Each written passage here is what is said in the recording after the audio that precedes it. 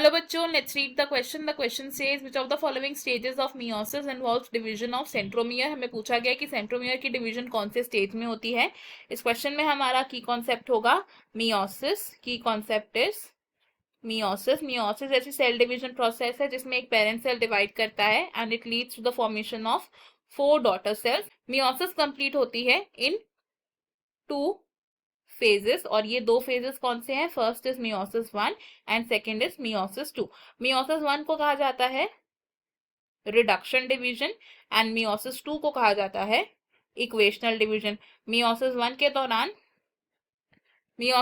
दौरान ploidy of daughter cells half हो जाती है जिसकी वजह से इसे रिडक्शन डिवीजन कहा जाता है एंड मियोसिस 2 के दौरान उस प्लॉइडी को मेंटेन किया जाता है. डिफरेंट फेजेस की बात करें तो मियोसिस 1 का फर्स्ट फेज क्या है? It is prophase 1. Prophase 1 further divide होता है into 5 different substages which are leptotene. Leptotene के दौरान क्या होता है? क्रोमैटिन मटेरियल कंडेंस होता है एंड क्रोमोसोम्स विजिबल हो जाते हैं अंडर लाइट माइक्रोस्कोप. लेप्टोटीन के बाद आता है जाइगोटीन स्टेज. जाइगोटीन स्टेज में साइनेप्सिस होती है होमोलोगस क्रोमोसोम्स के बीच में. नेक्स्ट इज पैकेटीन स्टेज जिसमें क्रॉसिंग ओवर होती है. देन इसके बाद आता है डिप्लोटीन स्टेज जिसमें सिनेप्टोनिमल कॉम्प्लेक्स का डिसोल्यूशन होता है and last stage of prophase 1 is diakinesis जिसमें कियास्मेटा की टर्मिनलाइजेशन होती है एंड कियास्मेटा फॉर्म होता है during the pachytene stage. Prophase 1 of meiosis 1 के बाद आता है metaphase 1 of meiosis and metaphase 1 में pairs of homologous chromosomes align हो जाते हैं on the equatorial plate. Pairs of homologous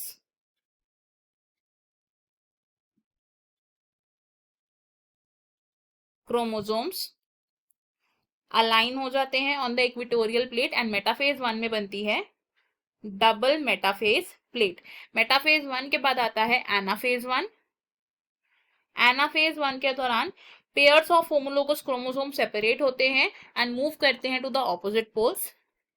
pairs of homologous chromosomes क्या करते हैं? They separate and move to the opposite poles. Anaphase 1 के दौरान there is no splitting of centromere. Next बात करें नेक्स्ट फेज की तो इट इज टीलोफेज 1. टीलोफेज 1 के दौरान पेयर्स ऑफ होमोलोगस क्रोमोसोम्स में होती है डीकंडेंसेशन. ये डीकंडेंस हो जाते हैं and nuclear envelope, nucleolus and Golgi apparatus reappear होते हैं. टीलोफेज 1 के बाद आता है interkinesis which is the short interval between meiosis 1 and meiosis 2. Then begin होती है मियोसिस 2. मियोसिस 2 का फर्स्ट फेज क्या है? It is prophase 2. Prophase 2. Prophase 2 के दौरान कंडेंसेशन होती है क्रोमैटिन की. न्यूक्लियर एनवलप का ब्रेकडाउन होता है. Nucleolus, endoplasmic reticulum and Golgi apparatus disappear हो जाते हैं. नेक्स्ट प्रोफेज 2 के बाद आता है मेटाफेज 2. मेटाफेज 2 के दौरान क्रोमोसोम्स अलाइन करते हैं ऑन इक्वेटर एंड मेटाफेज 2 के दौरान बनती है single metaphase plate. Then metaphase 2 के बाद आता है एनाफेज 2. एनाफेज 2. एनाफेज 2 के दौरान होती है स्प्लिटिंग ऑफ सेंट्रोमियर. एनाफेज 2 के दौरान जब सेंट्रोमियर की स्प्लिटिंग होगी तो सिस्टर क्रोमैटिड सेपरेट हो जाएंगे. सिस्टर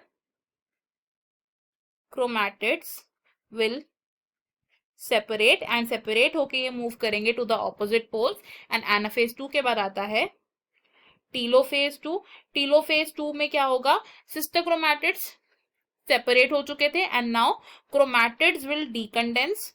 क्रोमैटिड्स विल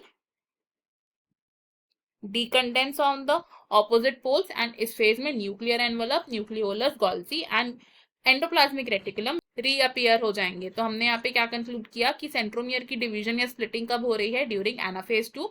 तो ऑप्शन बी हमारा करेक्ट है एंड बाकी के ऑप्शन है incorrect. I hope you have understood it well. Best of luck. Thank you.